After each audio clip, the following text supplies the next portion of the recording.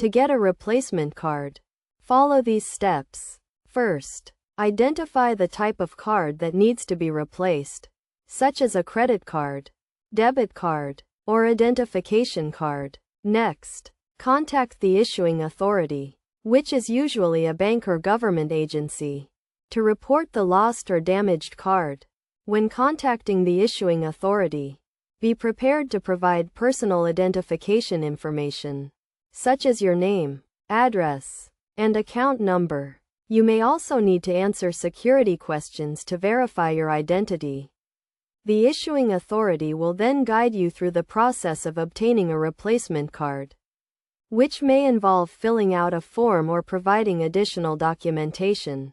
In some cases, you may be able to request a replacement card online or through a mobile app. Once the replacement card has been ordered, it will typically be mailed to you within a few days. In the meantime, you may be able to use a temporary card or alternative payment method. To avoid any delays or complications, make sure to report the lost or damaged card as soon as possible and follow the instructions provided by the issuing authority carefully. It is also a good idea to keep a record of your card information, such as the card number and expiration date, in a safe and secure location. By following these steps, you can easily obtain a replacement card and minimize any disruption to your daily activities.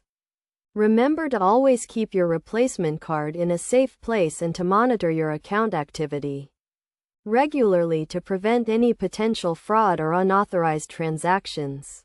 It is also important to note that some issuing authorities may charge a fee for replacing a card, so be sure to ask about any potential costs when you contact them.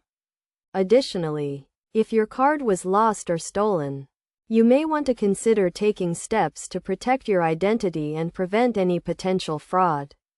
Overall, getting a replacement card is a relatively straightforward process that can be completed quickly and easily by following the steps outlined above.